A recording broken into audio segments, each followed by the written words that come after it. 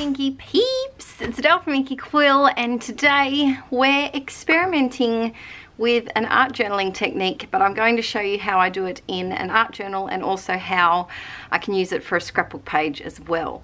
I get a lot of questions about how to start art journaling or tips for starting mixed media, and that's a big topic, but I thought today I'd just show you a little snippet of something you could try if you've never tried anything like that before. It's not very messy, but it's an art journaling technique that you could create a page within an hour or so. It's a nice easy page for you to do. So all you need to get started, I've tried to make it minimal supplies. You'll need something to work on. So I've got this art journal. You could really just use any sort of book. It does need to have thicker pages than just a normal lined notebook. You could do it in a traveler's notebook if you wanted to, just something to work in. I'm also going to show you how I'm going to do it on a scrapbook page, but I'll just use some cardstock for that. You will also need a magazine. Now, this is actually a free magazine. It's just our local supermarket recipe mag. I've also got a couple that I have bought for various things. So any sort of magazine, it can be glossy, matte, doesn't matter. An old book that you can rip up, you can find these at thrift shops. A paint pen or a permanent marker, some sort of black, thick texture, and some black paint. And I've also got some washi that I might dabble into. So let's get started. Forgot to add, you also need a glue stick. Definitely need a glue stick and scissors. But yes, a glue stick is very handy, and preferably not the El Cheapo ones, because I just find the El Cheapo ones don't stick. You can try them, but from my experience, they don't really stick very well. So this is a brand that we get over here. I don't know if it's a global brand, but it's probably about $3. It's better to buy them in a bulk pack of maybe 4 or 6. But yeah, any sort of dryish glue stick will work. Not dry as in running out. I mean a dry glue as opposed to a wet glue. You know what I mean. Alright, so the first thing we're going to do is, we've got our magazine and we're going to look for strips of paper that we can tear out that appeal to us. So they don't necessarily have to be a pattern. They could be some food, they could be some text, anything that kind of appeals to you. So I really like the look of this. So I'm going to do a big strip of this. And when you're tearing your paper strips, if you tear towards you like this, you will see the white of the paper in between. So keep that in mind when you're tearing them. So I've got 2 strips already. They can be as wide or as narrow as you want.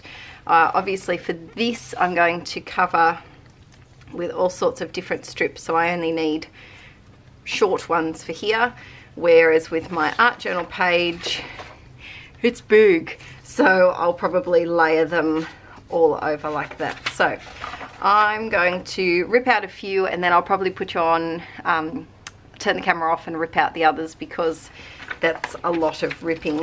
So kind of just anything that takes your fancy. So here I really like the navy. Whoa, I went a little bit wonky there.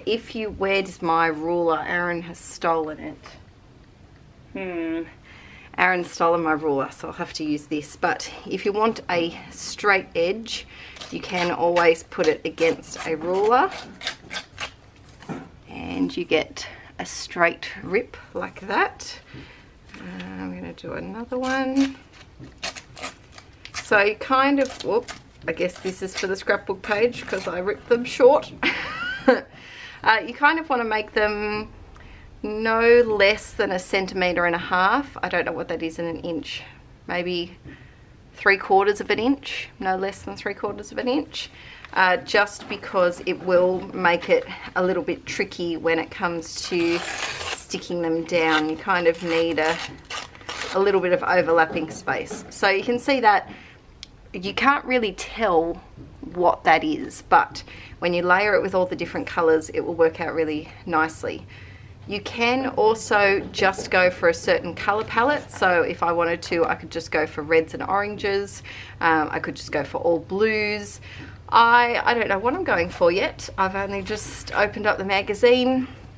So yeah, I'm not sure. It's probably, honestly, it's not going to hurt, especially a free magazine like this.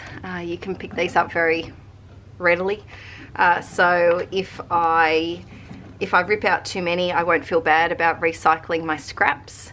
And that's the good thing about using magazines in your art journaling when you're starting off, because you don't have that fear of it being an expensive resource that you have bought. Literally got this as a freebie. So I might do a bit of green here. I know, green, I'm feeling brave. And whoops, this one's a little bit too thin. It's also harder to rip when it's thinner too. Alrighty, so I'm going to go ahead and do some ripping, and then when I come back I'll show you my scraps and I'll show you what we're going to do with them. Alright, I now have a giant pile of luscious magazine strips. I kind of realized that I seem to have a lot of blue, orange and green, so I tried to, with a touch of pink, so I tried to stick with those colors.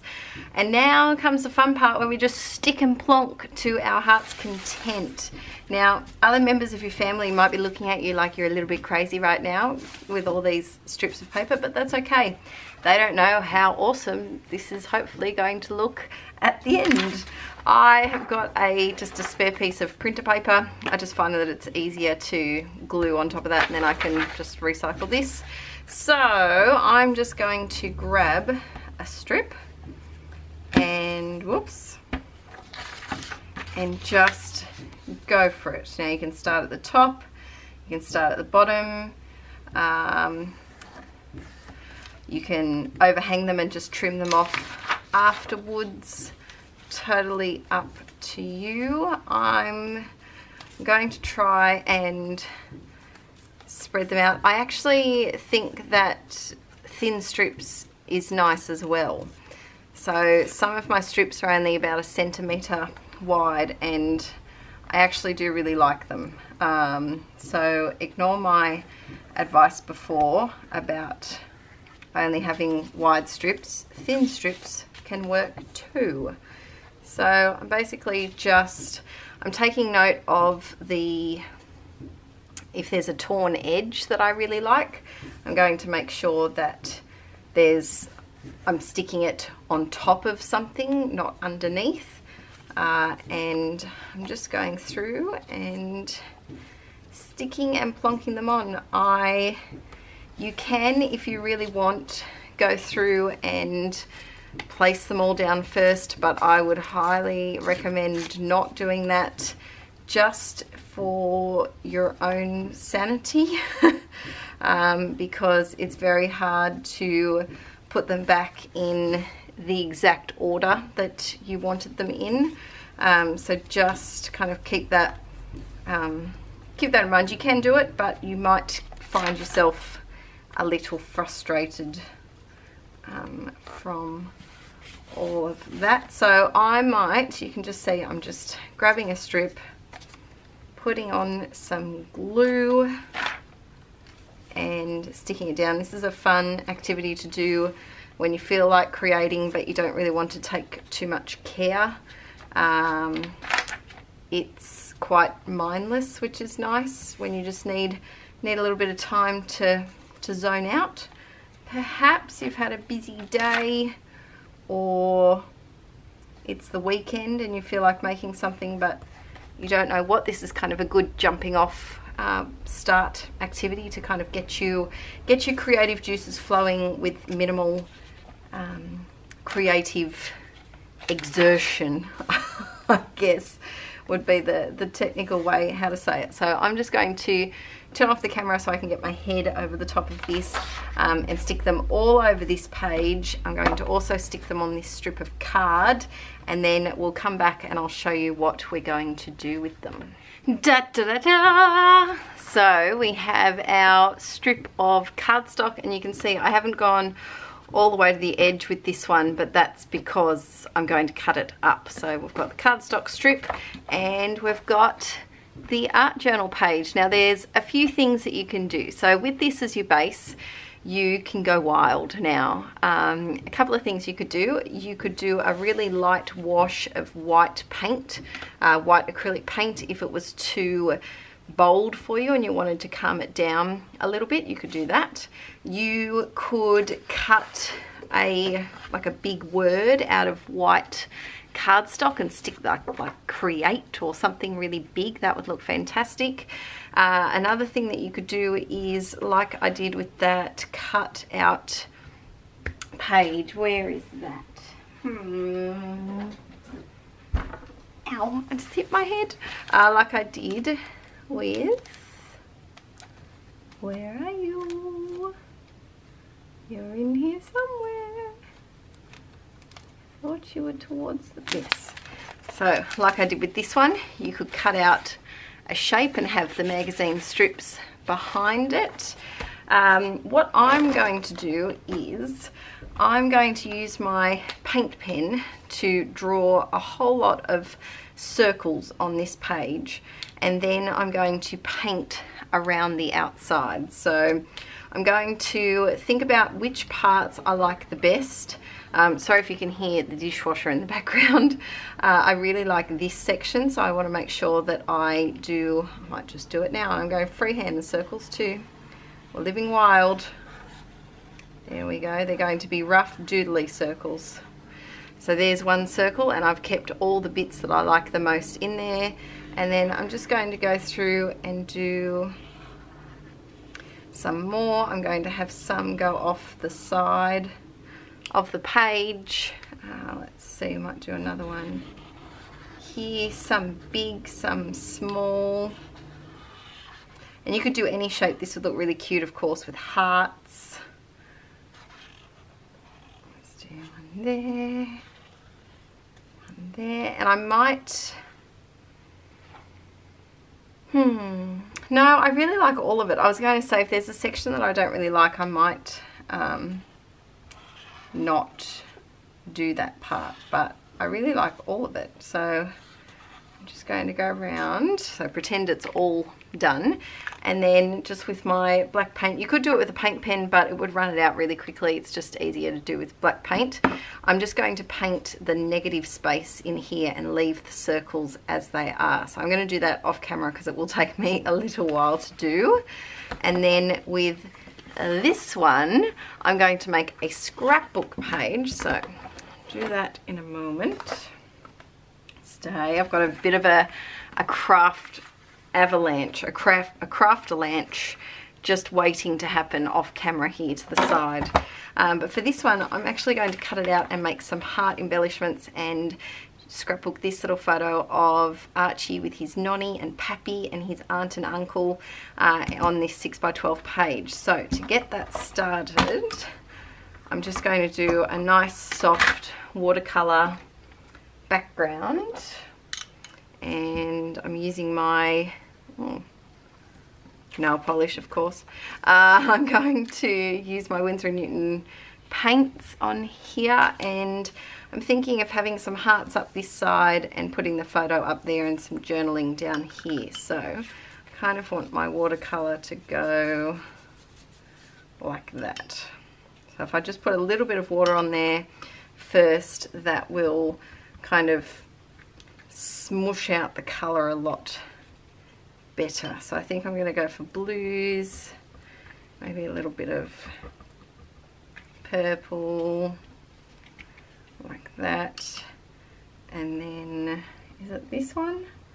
I always forget, there's a really nice light blue. No, it's not that one. Maybe it's this one. Yeah, I like this one. Like so. And then package packaging. If I was some packaging, where would I be? I don't know where I'd be. So we're going to go, ooh, that looks cool. Tipping it around like that. I really like that. This one's annoying me. It's not. Sometimes it just needs a little extra help. And then I don't want it too dark, so I'm going to just use some paper towel, mop that up. Oh, I love that. And then do some splatters. So I think it's easy to do the splatters now. There we go. I'm going to mop those up because they're too dark.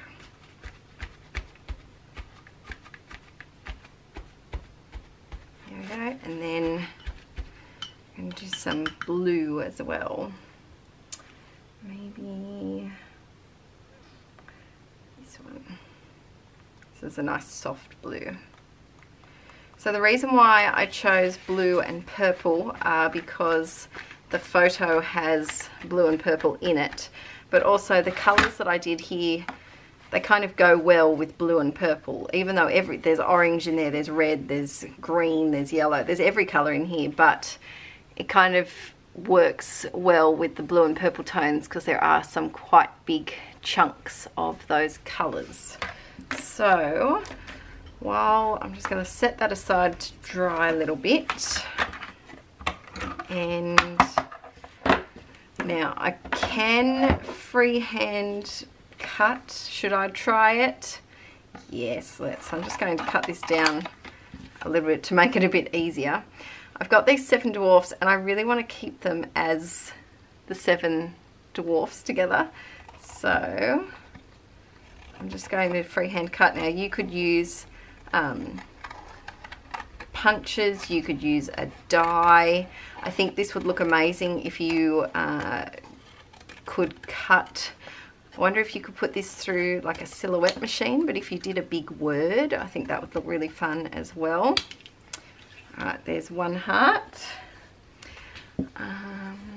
And let's do one this way. I'm going to outline these with my black paint pen just to give them a little bit of extra definition because they are so busy. I feel like they need a border. They're too wild. They need something to tame them down a little bit. There we go. All right, I'll just show you with these ones, but I will do some more. Again, I'm going to grab a scrap piece of paper. Now, it's a lot easier if you have a really fat, wide, chunky paint pen.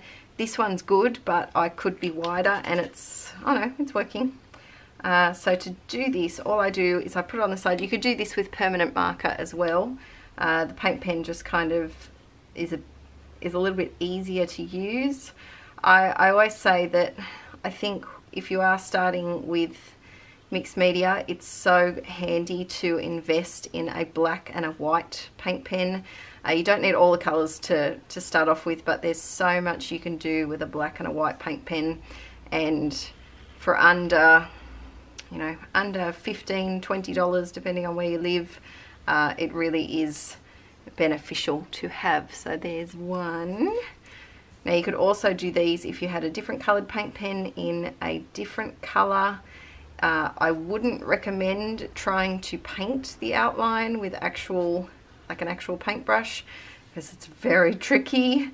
You can try by all means, but just trying to help you have a frustration-free art session. I'm just going to do this side. And also it stays wet for like a minute or so. So be careful that you don't put your finger in it and end up with some extra black embellishments on your hearts. Like I said, you could just use your punches if you wanted to. So there's those. I'm going to dry this off camera and cut out the rest of these hearts, and then we'll put the page together and I'll show you the art journal page, how that's coming along, and we'll put the finishing touches on that as well. Alrighty, so a couple of things. I painted all of my, well, I didn't paint the circles, I painted the space around the circles, and I love the way that they look. There are a couple, I think I used a front cover for one of these and it was a bit extra shiny, so all I did was just put a second coat of black paint over the bits that needed it. There's still little bits where you can see the magazine underneath, but meh, that's okay. Some of the circles are very wonky, but as you can see, they're kind of fading in to the, like, they're not popping enough for me. So I've got my white Uniball Signo broad pen, which is my favorite white pen to write with, and I'm just going to go around and kind of do some doodly little lines around them. I think around these couple of big ones I actually want to write something, so I might write, I'll do the doodly bit first because I feel like it needs it. And I'm leaving a little bit of black space between it just because I like the look of that. I also just smudged it there, so that's great. I think I'm going to put create, and I'm just going to write it over and over. Probably turn this around. I always forget that I can turn things. And I always make it more difficult for myself by not turning them, which is silly. I'm just going to do probably fit 2 more, I reckon. Beautiful. Alright, so there's that one. And then maybe on this one I might do art. Oh, doodly line first, almost forgot. But they worked out really well, and I think this would also work great for washi tape if you've got a lot of washi tape in your stash. The only thing with washi tape is that it is a bit of a slick surface, so it might be, you might have a bit of trouble painting the black over the top. I would suggest if you have clear gesso, it might make your life easier if you put a coat of that on, because it will make the surface gritty and it'll be easier for the paint to stick to. Alright, so there's that one, and then all I'm going to do is some doodly lines around all of my circle shapes. They're not neat lines. My pen's going in and out of working, but it just makes them pop a little bit, especially these, like these dark ones here. It was hard to even see that they were there. Up here, and then I think I might just add a little bit of white splatters as well, and then I'm calling this page done. So this, obviously this took me a little while, which is why I've cut out some of the wait time for you guys, because it was a larger page. If you wanted to use this like a creative wake me up kind of activity, if you've maybe lost your mojo, or you just maybe starting, oh there's wet paint there, whoopsies. If you're just starting to get back into creating after having a little bit of a break maybe, I would suggest doing this on a smaller scale. There we go. Just because it takes a little while. I've probably been working on this for maybe an hour and a half. I did, however, rip way too many strips of paper. I probably had enough to do this whole page again. So that's a top tip. You can always just rip, you know, not too many, and then you can always rip more. I always forget that. I like to have too many supplies. And I always seem to forget that I can just pause the video, go back and rip some more, but lesson learned. I don't know if I will do the splatters. I don't think I will. Yeah, I don't think I'm going to do the splatters. It's tempting to put little circles in between, but I think that will be too much. But I like it just as is. So there's my art journal page. Give you a bit of a close-up look. And what I really like is that you can see the texture of the strips underneath the paint. I don't know if you'll be able to see. Oh, you can see it a little bit in the light. There we go. So that was super fun, super easy. You don't need to have any experience in art journaling to get that page done. It was a nice simple one, and all you needed was a glue stick, probably a ruler would help to tear the strips, a white pen to make them pop, a black paint pen or a black permanent marker. Paint pen is better, and some black paint, and you're done. So there's the art journal page. Let's work on this scrapbook page now. So I've got, and you can see my paper has warped a lot, but I find when you put them in the page protector, they straighten themselves out, and that's because I didn't dry it. I just left it wet. So I've got my photo here, and I'm just going to, I think I want that one over the top of, I'm thinking of maybe sticking the photo down first. It needs some matting, it needs something behind it. I'm going to go grab some tissue and things for behind it, and also choose some thickers to do my title. I'm thinking gold, just because it's Archie's birthday and I like gold and it's a bit special. So I'm going to do that, and then we'll put it all together. Alrighty, I've stuck down my photo, and now it's time to stick down my heart. So I'm just going to, well, if my glue wasn't so badly blocked, this is just a daily struggle here. Oh my goodness. Alright, so we just abandon this glue for now, and we just grab another one. This is why it's good to have two glues on the run, because you can be frustrated. Oh, don't you start. Oh, there we go. It's all right. So I could use double-sided tape to stick these down, but glue is a lot easier, and it also kind of gives you a little bit of wiggle room if you want to kind of underlap. No, we talked about this. Is underlap a word, or is it just always overlap? What's the opposite of overlap? Tuck in? Tuck in doesn't sound as catchy as underlap. This is a really big heart. Let's put you up there. I always start with the biggest ones because I feel like it's easier to distribute them first. I really like this one. And then you can start on your prettiest hearts, the ones that you like the most, because you want to make sure that they get on there. And then let's do this one here.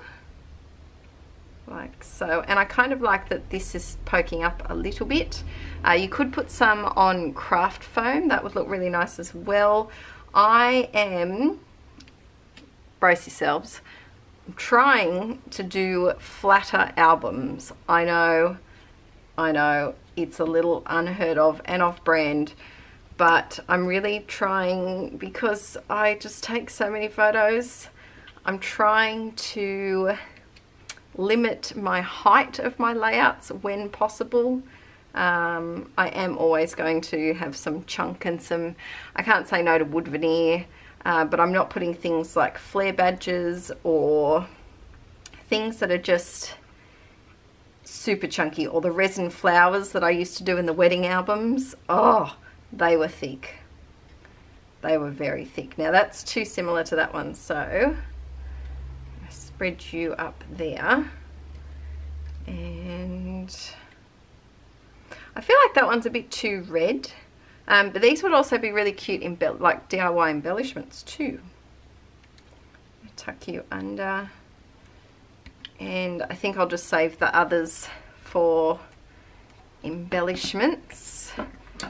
Then cut this guy off. He was the only one that I overlapped.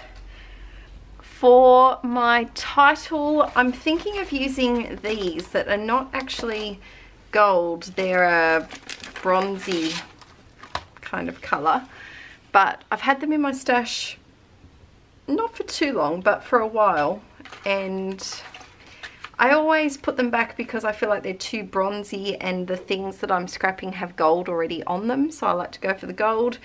But here I figure if I start with the bronze, then it will be easier. So I think I'm going to call it Happy Fun. I'm going to start with the Y so that I can know how far I have to overlap. If I have to overlap, I think I might a little bit.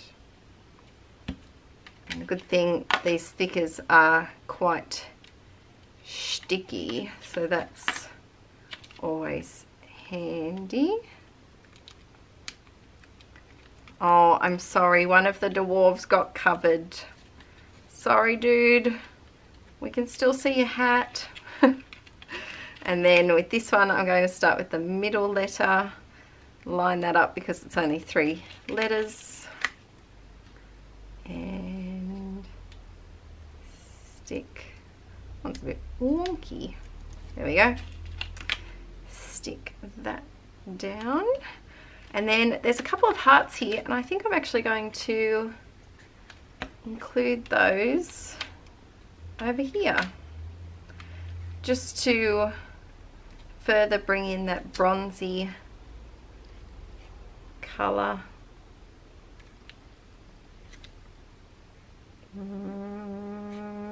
Thinking about this for too long. There we go. Are there any more? No, it's just stars. Alright, so this just needs, I think, a little bit of journaling, maybe a roller date stamp word, just to bring in a little bit more of the black, because you've got the black of the hearts, and then a little bit of journaling, probably a doodly border, perhaps, or maybe a doodly border around my photo. I'm not sure, but I am going to pause the camera to journal because I do want to journal a little bit, and then this one will be done. You could also, actually, by the way, with this, you could also use these as fillers on Project Life cards and just put that there with a tiny word sticker over the top. That would look really cute. But I just think outlining them with the, I'll give you a close-up look, with the black and then putting the white in the middle of the black line really just makes them pop and makes them very fun. I really love the way that they turned out. So I'm going to pop my journaling on, and then this layout should be all finished. The layout is complete. I often say that to myself while I'm filming videos on Fast Forward, but you guys never hear it because I do the voiceover over the top, but I do often commentate on that as well. So I really love the way that it looks. I added just a couple of little tiny little stars, I think they were from Spotlight, some journaling and a little bit of roller stamping, and I'll give you a bit of a close-up. It was really quick and easy, and especially if you want to do this in 2 stages, you could make the hearts one night, and then you could one day, and then you could put the layout together another day, and putting the actual layout together would be super quick and easy if these are already done. So I hope you've enjoyed this little tutorial on using some magazine strips and inexpensive items to do some art journaling techniques, and I will be with you in the next video very, very soon. Bye!